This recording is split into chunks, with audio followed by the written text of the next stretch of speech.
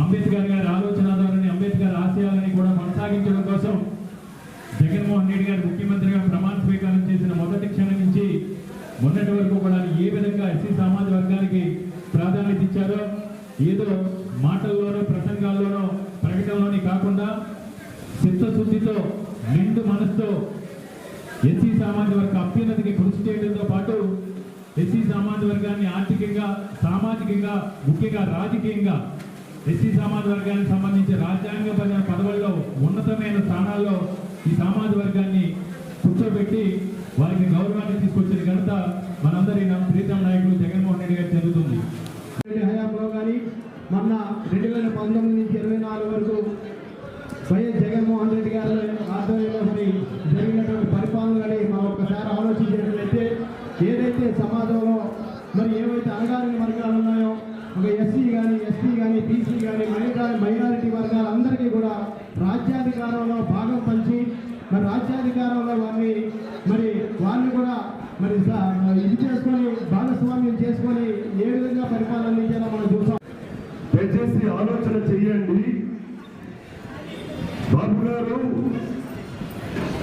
మీ red book రాజ్యాంగాన్ని ప్రవేశపెట్టినప్పుడే తెలుసు మాకు అంబేద్కర్ గారు రాజ్యాంగాన్ని వరించి వేస్తున్నారు.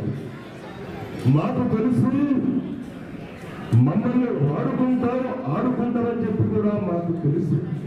భారతదేశంలో ఏ ముఖ్యమంత్రి యాప్ చేసుకునే విధంగా నా ఎస్సీలు, నా ఎస్టీలు, నా బీసీలు, నా మైనార్టీలు అని చెప్పి ఒక ముఖ్యమంత్రి స్థానంలో ఉండి ఒక ఎంపీలు ఇచ్చిన ముఖ్యమంత్రి ఎవరైనా ఉన్నారంటే అది ఒక శ్రీ వైఎస్ జగన్మోహన్ రెడ్డి గారు.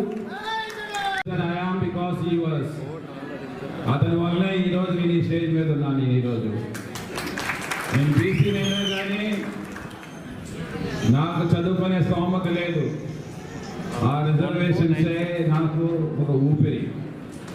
ఈరోజు నేను ఎమ్మెల్యే స్థాయికి ఎదిగినా కానీ, నేను ఒక ఇంజనీర్ పైలట్ ఆఫీసర్గా జాయిన్ అయినా కానీ, ఎంత పైకి వచ్చినా కానీ అవన్నీ కూడా ఆ మహానుభావుడు ఇచ్చింది అని చెప్పి నేను తెలియజేస్తాను.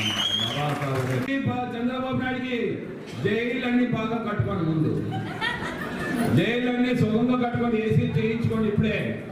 ఎందుకంటే తర్వాత 2029 వచ్చేది మా జగన్మోహన్ రెడ్డి గారు, మా జగన్మోహన్ రెడ్డి గారు. వైఎస్ఆర్ కాంగ్రెస్ పార్టీకి ఆయోగపట్టు రాష్ట్ర వ్యాప్తంగా షెడ్యూల్ కులాలు, షెడ్యూల్ తెగలు, బ్యాక్వర్డ్ క్లాసెస్, మైనారిటీస్, ఇది మనందరికీ తెలిసిన విషయమే. జగన్మోహన్ రెడ్డి గారు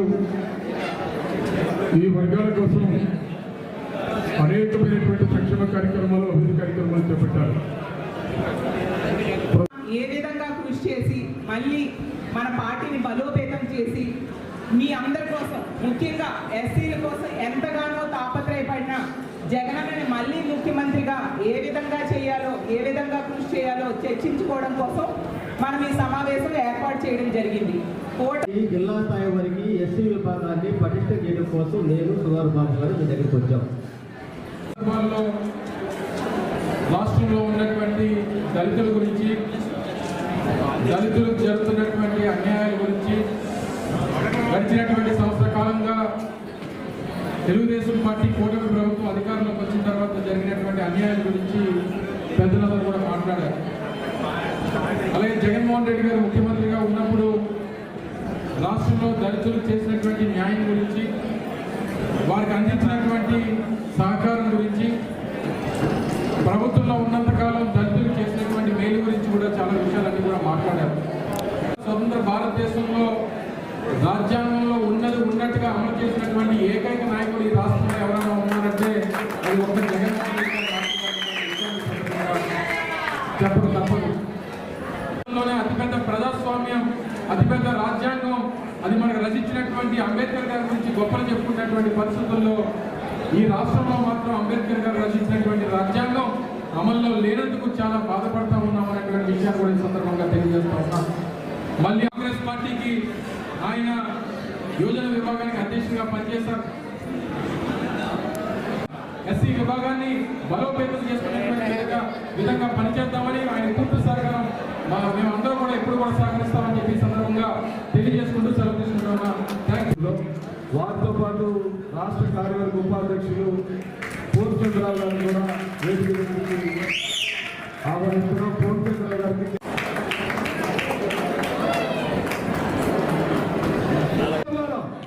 సమయం ఎక్కువ లేదు.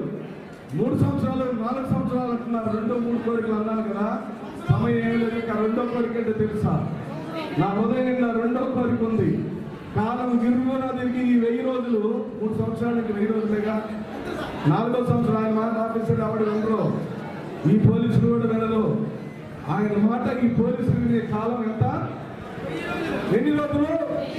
అబ్బాయి రాష్ట్రంలో దళిత సింహాల పులులు మాట్లాడాలి. మీతో మాట్లాడించడానికి వచ్చాం. ఎన్ని రోజులు? ఎన్ని రోజులు? ఈ చంద్రబాబు నాయుడు రాష్ట్రం ఎవరని చెప్పాలి? ఎవరని